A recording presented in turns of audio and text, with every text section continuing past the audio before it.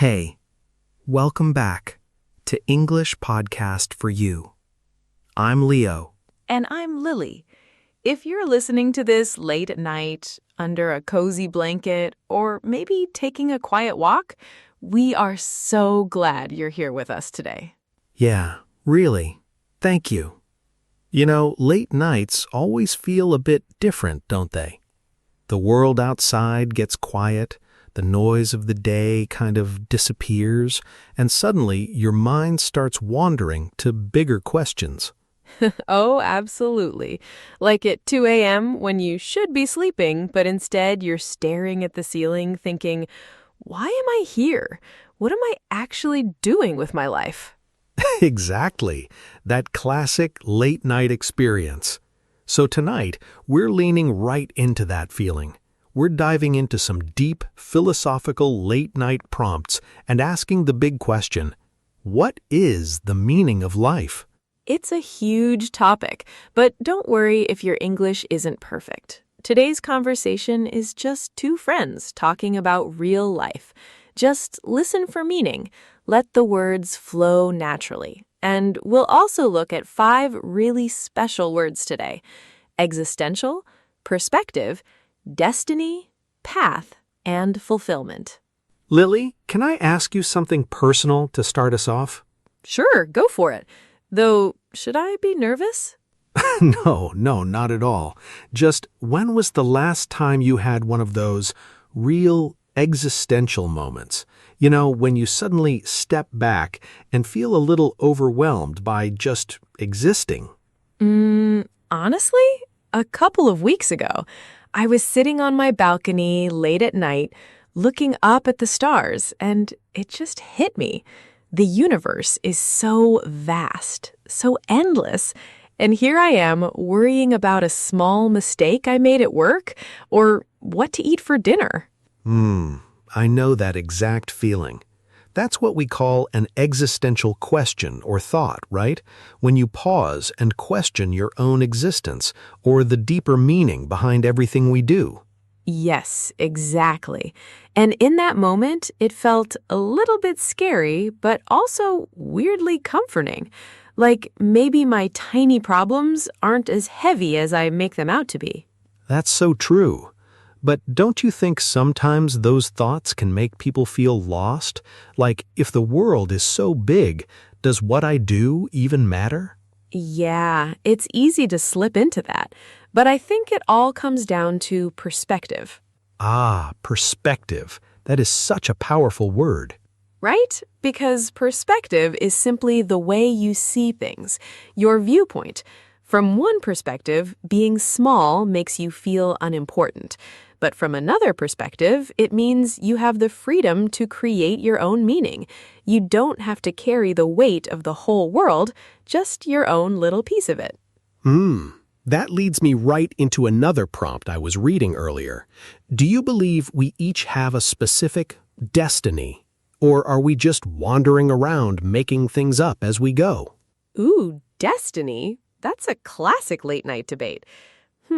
When people talk about destiny, they usually mean a fixed fate, something that is already written for you, like it was meant to happen no matter what.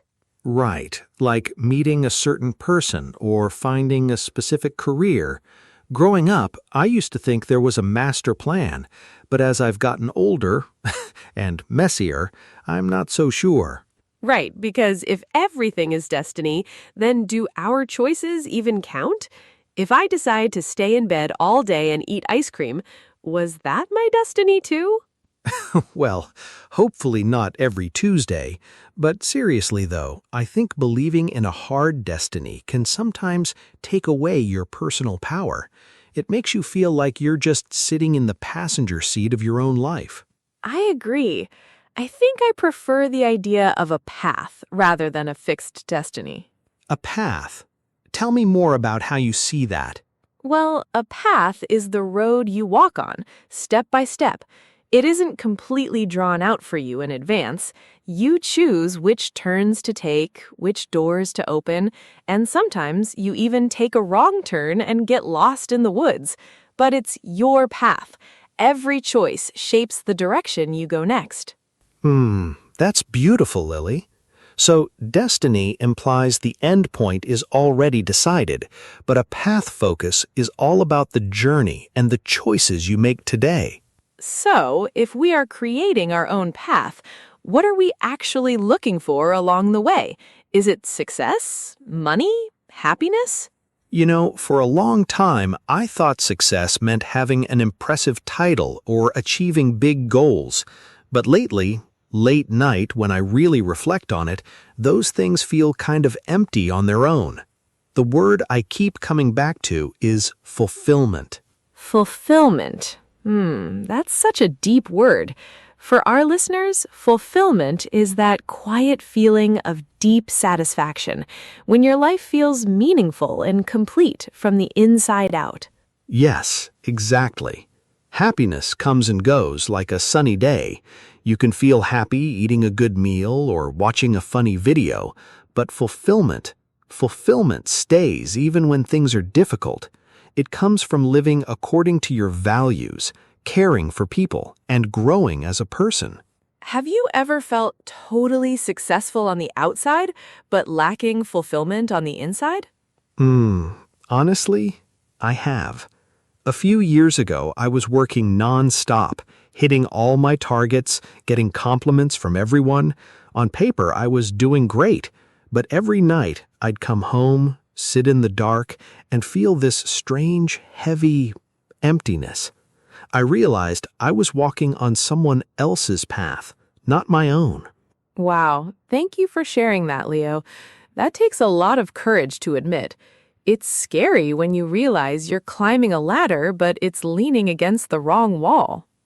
Exactly. A very tall, very exhausting ladder. But changing direction, changing my perspective, was the best decision I ever made. So, coming back to our main late-night question, what is the meaning of life? Do you think there's one big answer or lots of tiny ones? I used to look for one giant cosmic answer, but now I think the meaning of life is hidden in really tiny, ordinary moments, like laughing so hard with a friend that your stomach hurts, or holding a warm cup of tea on a rainy morning, or helping someone without expecting anything in return. Oh, I love that. It's not about finding a secret code to the universe. It's about being fully present, right here, right now. Exactly. Experiencing life with an open heart. That's where fulfillment actually lives. It makes you think about how easily we ignore those small moments just because we're so focused on the future. Right. We spend so much time planning or worrying about tomorrow that today just slides right past us without us noticing. And that brings up another thought. When we look at our own path, how much of it is shaped by fear versus what we actually want? That's a heavy question because fear is so quiet. It doesn't always scream at you. Sometimes it just whispers, "Stay safe. Don't try something new. Don't take that risk." Exactly. It convinces you that playing it safe is the only option, but then, years later, you look back and wonder what could have been. That kind of regret is probably the scariest part of an existential realization, realizing that you let fear choose your direction instead of your own heart. Yeah, but the good news is, as long as you're breathing, your path isn't set in stone. You can change your perspective tonight, make a different choice tomorrow, and start moving towards real fulfillment right now. That is so comforting to hear, Leo, because sometimes when people get older, they feel like it's too late. Like, I've already spent 10 years doing this job, or I've already spent so much energy on this direction, I can't turn back now. There's actually a term in economics, right? The sunk cost fallacy. When you keep going down a bad path just because you've already spent a lot of time on it. Leave it to you to bring economics into a late-night philosophical chat. But you're totally right. It's like continuing to watch a terrible movie at 1 a.m. just because you already watched the first hour. Well, we've all been there, sitting there thinking it has to get better, while knowing in your heart it won't. Exactly. But changing your perspective means having the courage to say, okay, that part of my life was a lesson, but it doesn't have to be my whole story. Yeah, and taking that step, even a tiny step, gives you back your power. You stop waiting for destiny to hand you a better life, and you start building it yourself. But, Leo, what about the uncertainty? Because when you step off the old road, the new one is completely foggy. You don't know where it leads.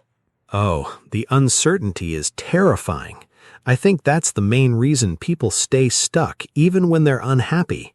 Humans hate not knowing what comes next. We really do.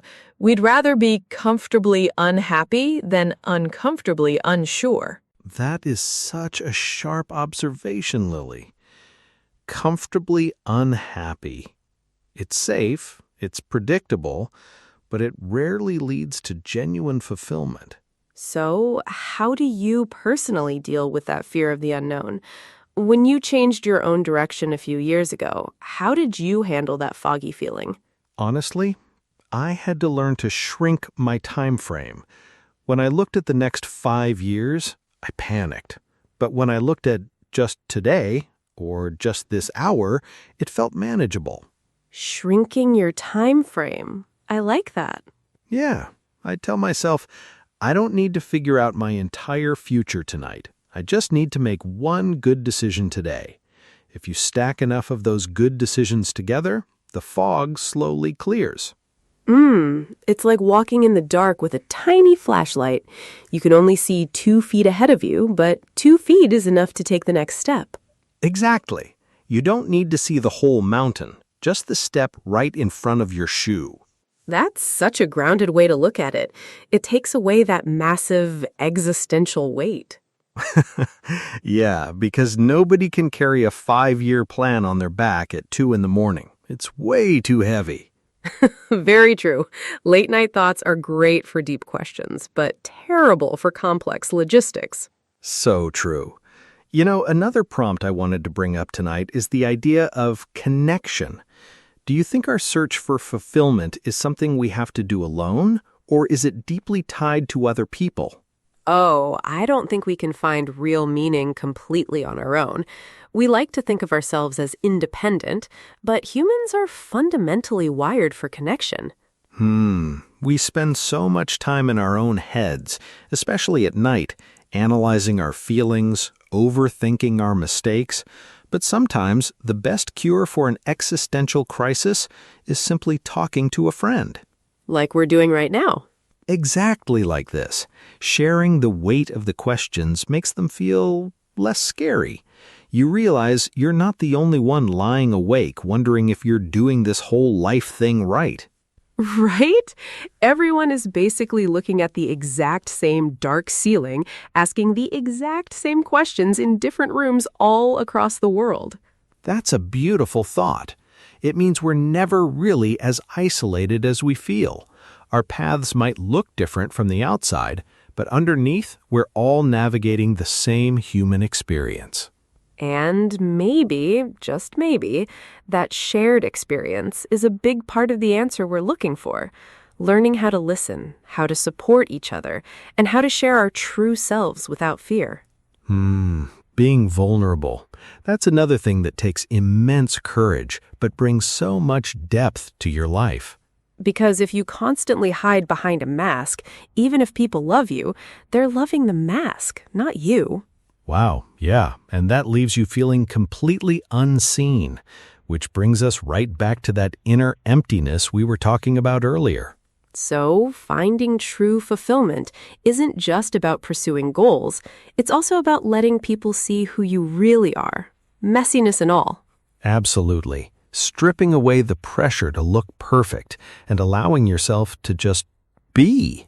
Just existing without needing to prove your worth every single minute. That right there, that might be the sweetest kind of freedom. Freedom, yeah. When you finally stop trying to perform for everyone else and start living for yourself, the air feels different. It really does. It's like putting down a heavy backpack you didn't even realize you were carrying.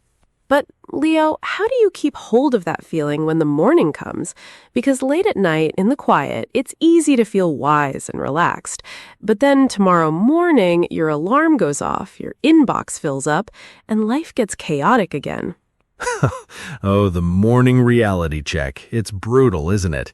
At 2 a.m., you have all the answers to the universe, and by 8 a.m., you're annoyed because someone took the last clean mug. Exactly. The existential piece disappears so fast. I think the trick isn't trying to stay in this deep philosophical state all day. That would be exhausting. It's just holding on to a tiny piece of it, a quiet shift of perspective you keep in your back pocket. A quiet shift, like a small reminder. Yeah, when stress hits during the day, you just take one slow breath and remind yourself, this busy moment is just a small part of my path. It doesn't define my whole life. That helps put things back into balance. You don't have to control everything. You just have to stay grounded in your own choices. Exactly. You can't control the traffic, or difficult news, or how other people react, but you can always control your own heart and how you choose to respond. You know, talking through all of this tonight, it's made me feel a lot lighter. Me too, Lily. That's the magic of these late-night debates. They don't always give you a neat, perfect answer to the meaning of life, but they help you ask better questions. And maybe asking the questions is the real point. Searching for fulfillment, building your own destiny step by step, and sharing the journey with people you care about. I couldn't have said it better myself.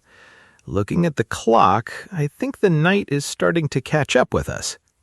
Yeah, my eyes are definitely getting heavy now, but this was such a special conversation. It really was. To everyone listening out there, wherever you are in the world, we hope this conversation brought a little bit of warmth and calm to your night. Remember to be gentle with yourself. Take life one step at a time and trust your own journey. Thank you for spending your evening with us here on English Podcast for You. Take care of your English and take care of your heart. Bye, everyone. Bye-bye.